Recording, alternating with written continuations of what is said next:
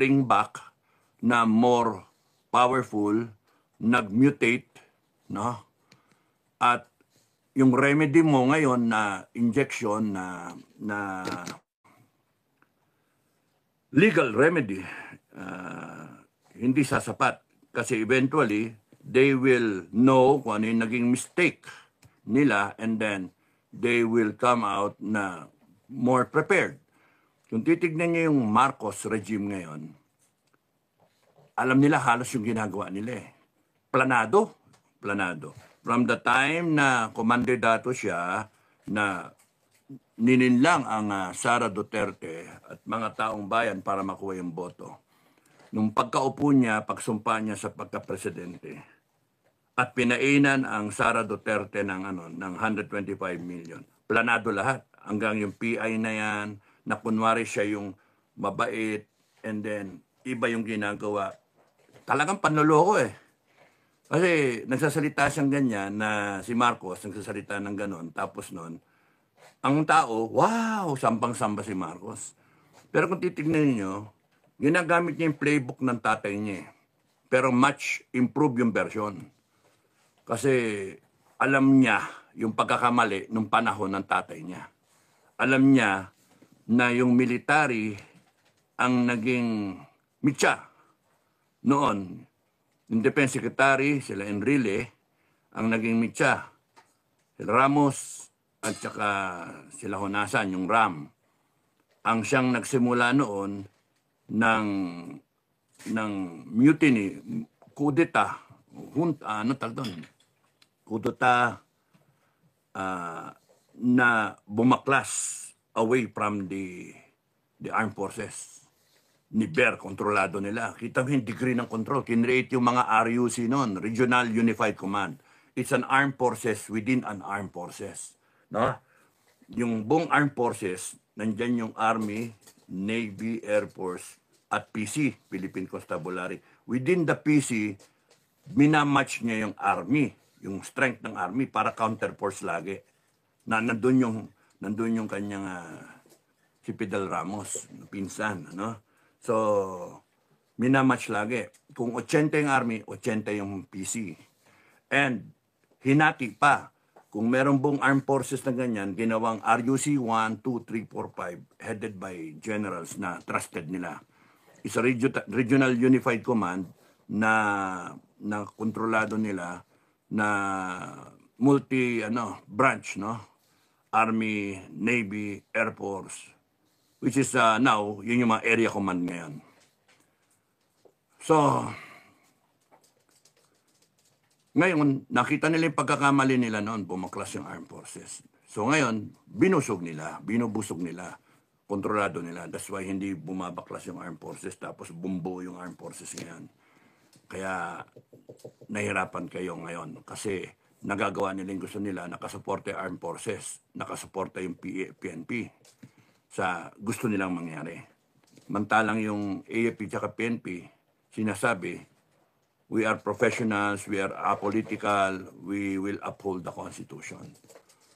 So, yun yung Tapos yung mga pagkakamali nila noon, tinutuwid nila, parang parang ang bait, tinutuwid nila. Ibig ko sabihin, gumagamit sila ng mga paraan para hindi matakpan yung butas ba? Para matakpan yung mga butas. Kaya yun yung magaling magaling tong Bongbong. Magaling siya sa kalokohan. Alam niyang mali, pero ginagawa nila. Planado lahat ito, planado. Hanggang sa impeach si Inday Sara, tapos nun, ewan ko kung gigibuhay siya, papa-impeach siya para bye-bye, lipad na siya, meron na silang pera na nakulimbat. Nakabuot na, happily ever after, and then si Tamba. Pero come to think of it, papayag ba siya na bitawan na lang niya basta-basta yan na sira ang pangalan ng Marcos? Sa kanya, baliwala yung pangalan ng Marcos eh. Baka ganun ang dating, no? Malalaman natin kung how it will unfold, how it will end. Kasi sa ngayon, yung so-called na Duterte camp or yung opposition camp, nandun ngayon sa legal remedy. Nandun sila sa legal remedy. Nandun lahat. So, ewan ko kung pinapadama lang tayo ng Marcos camp na make us feel and think na okay pa, kakampi pa natin, meron pang pag-asa, atin pa yung hustisya, atin pa yung korte, atin pa yung Supreme Court. So, beware, yung sa akin, no? Beware. Because if you look at it from the point of view na lahat ito planado nila, yung tirada nila eh. PI, impeachment, bili dito, bili doon, nakaw dito, nakaw doon, bayad ng mga politiko, kontrolado mo lahat. Baka pinapadama lang tayo. Na one step forward, and then one step backward, two steps forward. So in the end, dalawang hakbang laging abanti nila, isang hakbang pabalik para kunwari natakot sila, kunwari nag-relax, kunwari sila, nag-recover. Pero actually, pagka nag-spring back sila, dalawang step forward.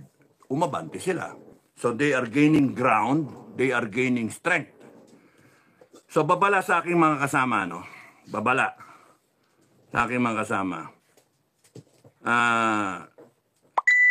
Things may not seem the way they seem, no? Things may not look the way they seem kasi baka pinapadama lang tayo, giving us that thinking. For example, binanatan yung yung vloggers.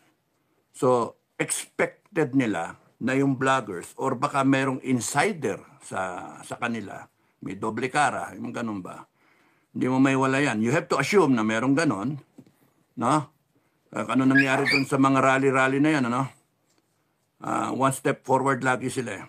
So, pati sa amin eh. So, alam nila na magkokorte. Hihingi ng legal remedy sa korte instead na pumunta sa Congress. So nandoon punta sa Congress, punta sa Supreme Court, ganyan tapos noon live ganun. O de lahat tayo nanonood doon, biglang binanatan ng botohan sa impeachment. Yari. Yari. Wala na, nandiyan na. Bumoto na, 245 ba? Ayun. So, scheming, kung titignan ninyo, scheming. Akala mo, you're led to believe na, yeah. Yung mga temporary victory, mga you are allowed to believe and think that you are winning. And that's a dangerous enemy. No? Papetir siya eh. You are allowed to feel and think and believe that you are gaining ground, that you are winning, that you have set them back. Pero in actuality, you are falling for the scheme na gusto nila mangyari. Banat sa korte. Ako lang naman yon. Ako lang nag-iisip nun. Banat sa korte, tapos nun biglang humugot eh. Biglang, ayan, boto eh. Boto eh. Inday Sara, impeach. Nahanip yun. Nandun kasi lahat ng tao nakatingin sa dun sa anong gagawin ng mga vlogger eh. Okay, so sa akin, proceed with caution because you have a very dangerous enemy.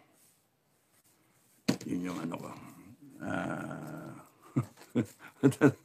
You have a very dangerous enemy, but I am more dangerous. Binuhat yung sarili bangko, no? I am more dangerous. Ranger ine. Anak lang to ko kayo. Ang tagal naman, DOJ, mag-ano na kayo, hanapan nyo na ng probable cause. Banatan nyo naman probable cause para bigyan ako ng irapol na sa korte. Banatan nyo na ng, warrant of arrest ako para yun ay hudyat namin. Tagal eh. Marami na nainip sa hudyat. Yun na lang ang hudyat. Pagka lumitaw yung warrant na yan. Saan ka nakakita? Crime na yung yung magsalita. Malintik na yan, Binaboy talaga yung constitution natin ng mga animal na to. And now I wish na umikot ang gulong because power is not forever. Only God is forever. Even the universe is not forever.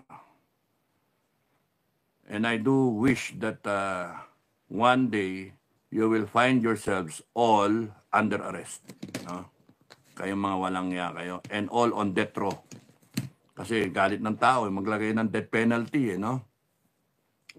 So, habang nag-ano tayo, kasi nintindahan, habang hihintay tayo ng hudyat. Ang hudyat natin, DOJ. Ang hudyat, DOJ. Hindi na ako magpapiansa. Never mind ako magpiansa. Para may option ako, dalawa option ko. Magpakulong ako, sisikat pa ako nun Tapos problema nyo ako, pagka nagpakulong ako, saan nyo ako ilalagay? Ay may attorney naman ako na magpetisyon kung illegal yung gagawin ninyo So, mentras na may mileage yan, mas tumitindi yung ng taong bayan, yung galit ba sa ginagawa nyo. Hindi, okay lang sa akin. Ako, tatawa-tawa lang ako nun. Tapos isa naman is, tatayo na ako and then sasabihin ko lahat na nararamdaman ko sa gobyernong to. Tatayo na ako at gigisingin ko na lahat ng taong bayan. Sumama sa akin yung gustong sumama. Tapusin na natin. Kasi hindi pwede. Yun yung isa pang gusto ko sabihin nung iniisip ko kanina. There are two school of thoughts, One is the peaceful, legalistic mind. Meron kang reklamo, lamok. Pare-parehas natin na yung nararamdaman yung problema. Ilang beses sinasabi yan, droga, mismanagement, komunista sa gobyerno, plunder, abuse of power, TRICO, yung Quadcom na yan, yung Kongreso na yan, sobra. Wala nangyari. Ano ba? Magtatatlong taon na, May nagigibantulay, may sobra-sobrang pera na hindi mo malaman saan na napunta. And here we are, griping. One school of thought would like to go the way of a peaceful transition, the legal way. Okay. Legal way, daanin natin sa batas. Sangayon sa mga batas natin, sangayon sa konstitusyon. Observation. Dagdagan ko pa. And we go through the right of suffrage, yung pagboboto, we go to the 2025 midterm elections at saka 2028 elections. So every 3 years, we have the power. We have the power na to cast again our ballots, mamimili ulit tayo. So yung kinokontra yun ng kabila ng mga nakaupo, ng mga abusado by buying yung boto, using yung pera din natin, yung mga tupad, yung mga ganyan.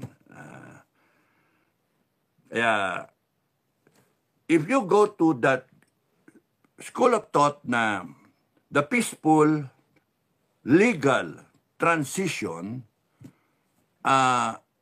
pwede siyang matagal, at hindi guaranteed na mababago. Because habang tumatagal, lumalakas ang kalaban nyo. Yun yung problem if you're trying to solve the problem the way you know it, the way you define dun sa constitution natin. Kasi lumalaban tayo ng parehas. Samantalang yung kalaban, hindi lalaban ng parehas. Hindi siya lalaban ng parehas eh. Dinatrader nga tayo eh. Nagnanakaw na nga eh. Paano ba yun? Parehas ba yun? Ninanakawan tayo ng pera? Parehas ba yun na nagpapail ng kaso pagka sa tingin nila nag-iingay kayo mga vlogger? Hindi. Magpapail siya ng kaso. And then tatakutin na kayo. Parang epekto nun, takot na rin ng tao. Pagka natakot niya yung mga vlogger, matakot na yung mga tao. Good thing nag-unite itong mga vlogger. Congratulations sa inyong lahat. Mga vlogger. Love you. No?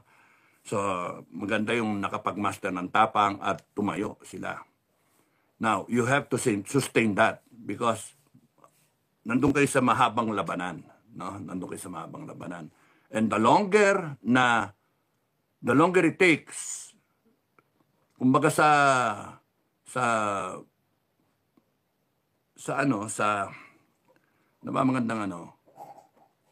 kumbaga sa pakonti-konti na patak ng tubig, balang araw, nahuhukay yung semento.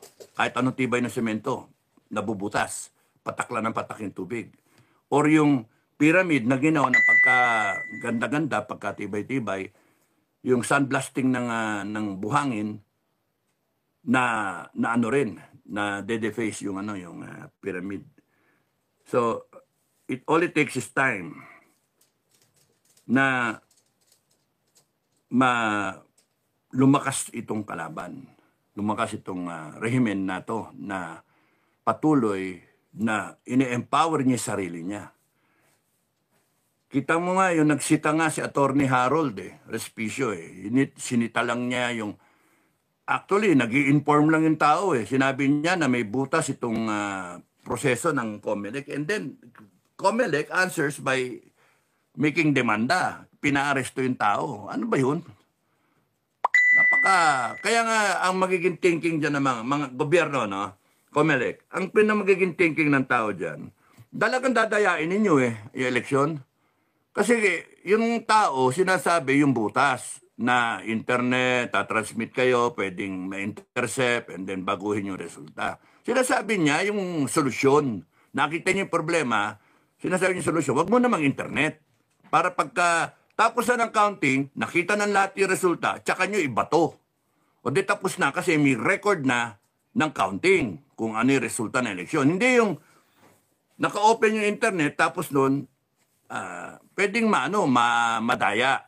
Yun lang yung sinasabi niya. And based on his know-how, based on his job description, expertise niya, level of competency niya, gusto nang tumulong ng tao.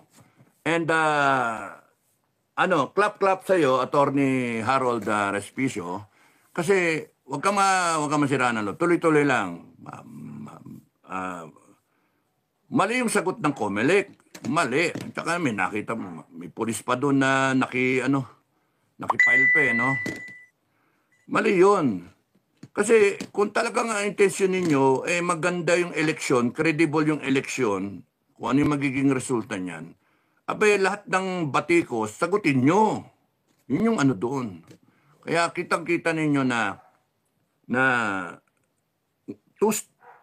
two step forward, one step backward. Ganun Ganun yung tugtog nila no? Parang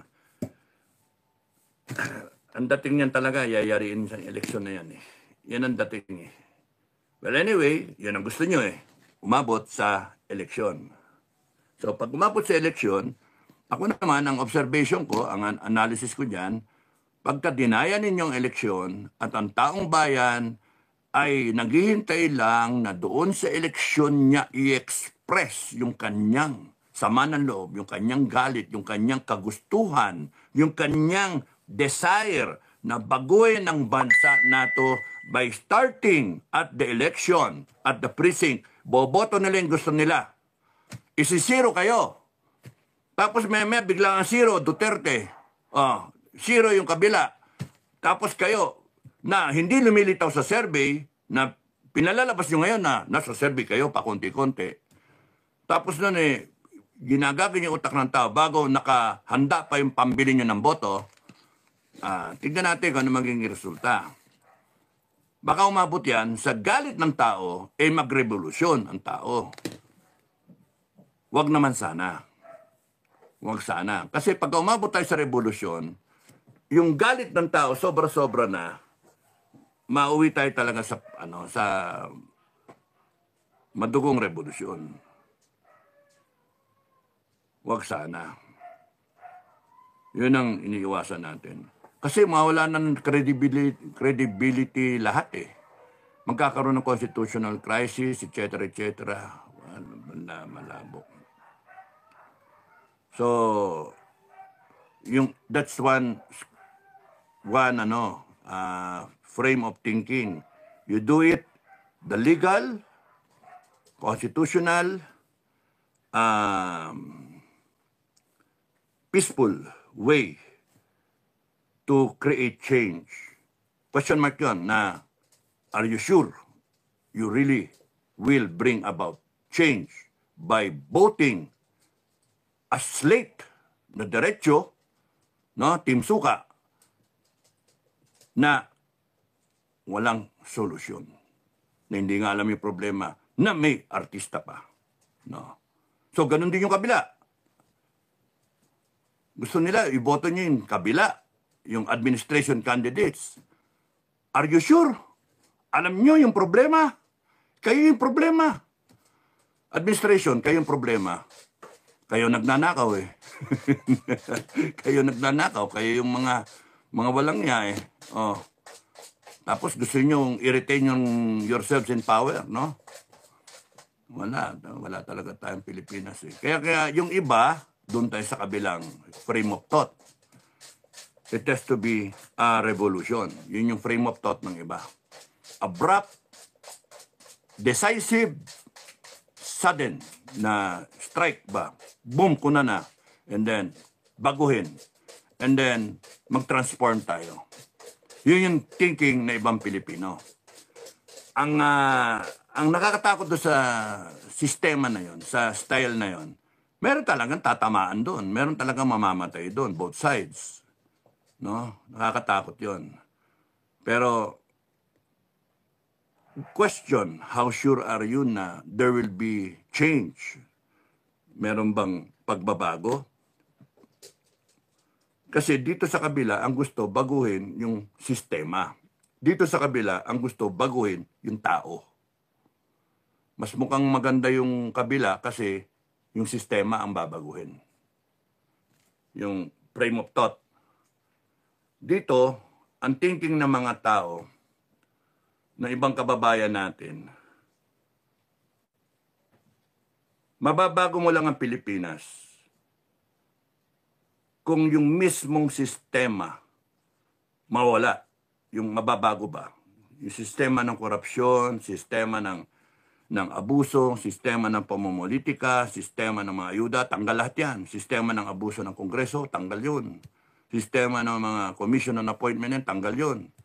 Sistema ng droga, komunista, tanggal lahat yan. It has to be a reboot, a whole of nation approach, nire-reboot mo lahat, and then, boom, tapos nun, yung 1, 2 taon, siguro isa pwede na magta-transition tayo, and then, boom, mag-snap election tayo, and then hopefully everything will hold. Yung ginawang pagbabago, yun na. And then, ang key pillar doon is death penalty. Isa yun. The Council of Elders, isa yun. Hindi ko na-discuss iba. Baka magkaroon na idea yung yung mga tumatakbo, i-rehash nila magkaloko-loko lalo. Kokopya yung idea pero hindi naman naintindihan. So yun yung compare dito sa kabila, palitan mo yung nagmamando, nandun pa rin yung problema. nandun pa rin yung problema. Saan kayo? Anong school of thought? 1 or 2? Yung 1, palit lang tao. Ganun pa rin. Yung iba, hanggang sa mamatay, hindi alam kung ano yung problema.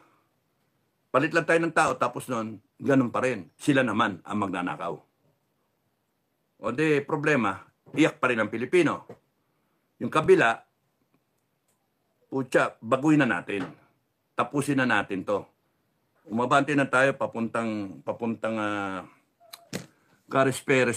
respectable na bansa na gagalangin ang Pilipinas, gagalangin ang Pilipino, na natikman natin ng kahit 6 na taon lang sa panahon ni Duterte, PRRD, na nakataas no yung Pilipino sa ibang bansa. Na pinapantay si Digong sa matitindi ng mga pinuno. US, Russia, China, di ba? Sa Indonesia, Japan, nakakasabay ang Pilipinas. Taas no. Ngayon, yuko. Baka makita may pulbos no? Yun, yuko ngayon na saka nakakita inauguration ng president ng US, hindi inimbita ang presidente ng Pilipinas na 100 years mo ng alay. Hanep, no? Kaya yun. And then, iwas puso itong administration, nakakahiya kayo. Talaga namang obvious nakakahiya kayo. Hindi kayo inimbita ng US, kakaya anong antas ang Pilipinas? Nakakahiya tayo. To the point na halos you are demanding na imbitahin kayo. Nakakahiya kayo. Sarap, mainit Okay. Hindi pa yung topic natin. Hindi pa yung topic natin. Ang topic natin ay solusyon. Kasi ayoko na ng politika Nakakinis ang politika. Kainit na ulo Kasi kahit magdamag tayo magkwentuhan, magsalita ng magsalita, wala rin yan Kasi nga, it will all depend on you guys, Filipino people, if you really want to go out and what school of thought. Dito kayo, peaceful, transition, constitutional. O, dito kayo, dito sa abrupt, sudden, people, sovereign will ng tao, constitutional pa rin. Pero kaboom, bulagaan, bang, tapos ang kwento. Tapos, anong tawag doon? Overhaul ng makina. Hindi pwedeng ditong kabila, ano lang, anong tawag doon? Anong tawag doon sa tune up lang. Tune up lang. Dito, overhaul. Dito, hilamos. Hilamos lang. Papalitan mo lang tao Hilamos lang tayo. We're trying to make believe na we have little victories that we're gaining ground, gano'n And in the end, abot tayo eleksyon, gusto natin umabot na eleksyon, gano'n yung itong thought na to, abot na eleksyon para may boto natin, yung iba sa inyo gusto straight, team suka. Yung iba sa inyo gusto straight, team sinusuka. Yung iba nag-iisip, gusto mamili ako. May hinahanap akong criteria. Yun yung intelligent voter. Hindi yung dinikta ka, straight. Pucha, anak ng toko, makita. Mamaya magsisi na naman kayo, miyak-iyak na naman. Pucha nga na, natutulog yung artista. Walang ginagawa. O, papusoy-pusoy, etc. Binoto nyo Straight kayo Wala talaga 40 years na nakaraan, di pa tayo natuto. Nabubudol pa tayo. Ngayon, magpapaputol na naman kayo. It's because the problem is we make do kung ano yung meron because you are not quality conscious. We should be quality conscious. Ginagawa nyo eh. Bumibili kayo ng bag, ng damit, ng maong, t-shirt. Bumibili kayong gamit, make-up. Alam ka naman na masisira yung mukha mo kung ano-ano yung makeup mo. Pag supilyo mong ganyan, laglag yung ngipin mo. Kung pagka nag-suit ka ng damit, maya-maya pagkalaba, puti na yung kulay mo na t-shirt. O kaya, kumupos ba? Sobrang kupas. Kundi kaya, may tatak na ang ganda-ganda ng tatak eh. Kunyari, FGF, maya-maya pagkalaba, wala na. So, you should be quality conscious. Ang problema, wala naman talagang quality. Lahat na, yung mga tumatakbo, maraming tumatakbo, wala talagang quality. Nakikisakay sa popularity. Nino? Ni Digong. Yung iba, kay Marcos. Kaya yung mga dating Digong na tumakbo, nakampi talaga ng Duterte, nandun sa kampo ni Marcos. Siguro may pera dun eh. May pera dun, tinatansya na, mukhang wala, mahinahin Duterte. Dito tayo. Mananalo tayo, dadaya eleksyon eh. Ganun yung thinking ng iba eh. So, dito sila. Yung iba naman, wala, mahina na yung Marcos. Marami nang nagre-resign ng mga cabinet officials, mga ganon, sa gobyerno. Nagre-resign na unti-unti. Mukhang pahina na ng pahinayan. Mananalo na itong si Sara at tayo kay Duterte. Doon sasakay ngayon. Kaya kahit tanga, kahit bopol, sasakyan niya, eh ito naman, wala na bang iba? Wala na bang iba? Yung mga tao naman kasi, yoko tumakbo, yoko. Oh. Eh walang incentive eh. Tatakbo ka, wala kang pera. So yun. There's no quality really. And I wish to see that day when we do change everything, when we do reboot, there will be quality. The Filipinos will be quality conscious when it comes to elections. That we will have choices during elections. Diniscuss ko na yun eh, na yung kinakailangan yung tatakbo sa eleksyon talagang qualified na ang tag doon, politician course, mga ganun ba? Na siya, na-vet ng gusto, tapos noon na-train ng gusto. So that we will have choice. Imagine if, kunyari, you have 82 governors, for example. 82 governors. And 1,000 something, 600, 1,600 na mayors. Yung mga mayors na 3 terms, siguro mga kalahati, mga 800. 800, tsaka 82. 882. Gawin mo ng mga 900. Imagine lahat yung gusto maging presidente. Ang laki ng choice mo. Kahit gawin mo nga 100 lang eh. 100 gusto maging presidente. Out of nowhere. Yung iba talagang may galing sa Senado, may galing sa governor, may galing sa mayor, yung ganun ba. May galing sa corporate, sa private sector.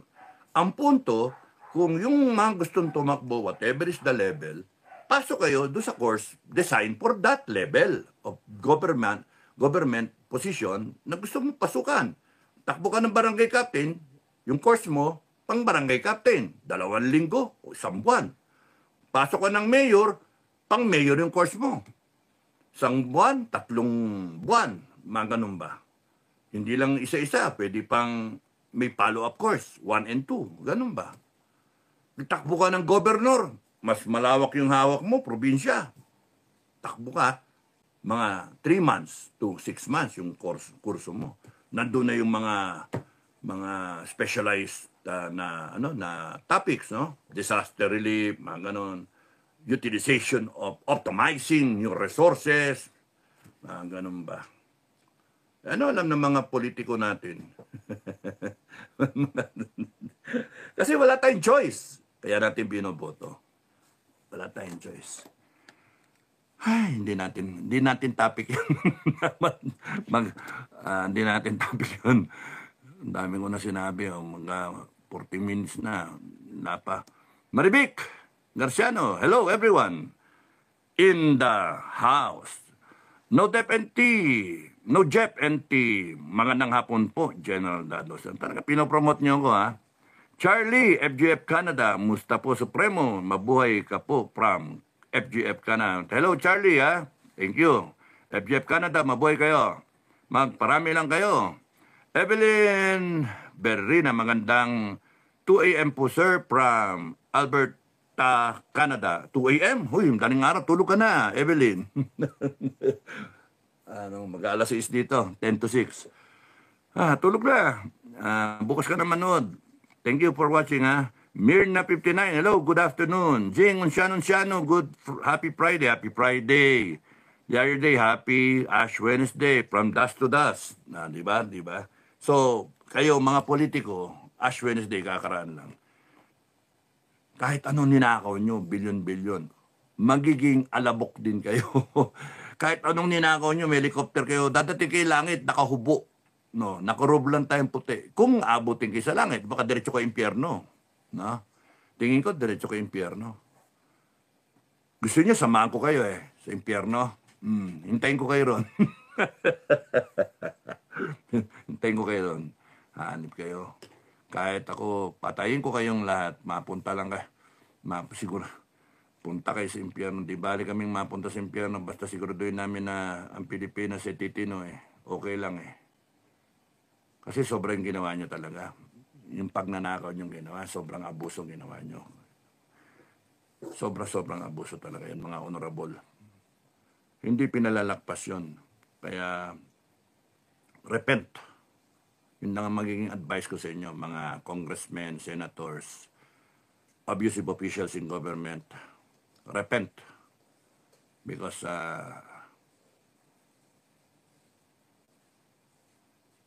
apocalypse is coming. Reckoning is coming. You better repent. Say sorry pag mingi kayo ng tawad sa langit. Because you will all die. Hindi kayo, kahit anong gawin nyo winan lang niya yung taong bayan. Sobrang ginawa ninyo. Kayong mga Pilipino na gustong pumasok sa gobyerno, huwag nyo nang isipin yung nagagawin nyo rin yung ginagawa ng mga kriminal na to. Kasi tingnan nyo kahit pumunta ang taong bayan dito sa peaceful, constitutional, legal way, dahil sa ginagawang abuso nitong mga politiko na to, dito tayo. For the time being, dito tayo. Wala muna nito. Dito tayo. Watchful eyes tayo. At pagka pinakita ninyo, gobyerno, pinakita ninyo, na PI kayo, binaboy nyo pati yung justisya, binaboy ninyo pati Supreme Court.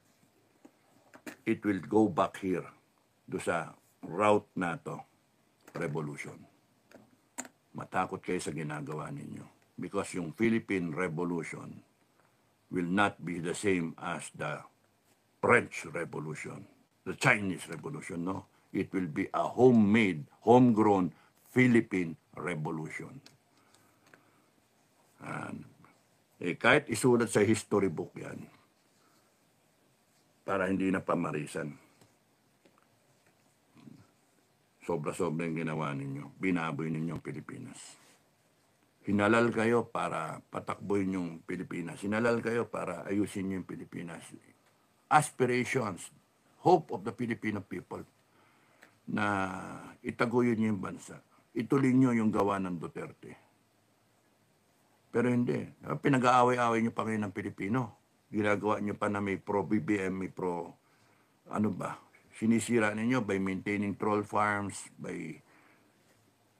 and I'm saddened to see military men, even classmates, upperclassmen, underclassmen, who are taking the side of BBM.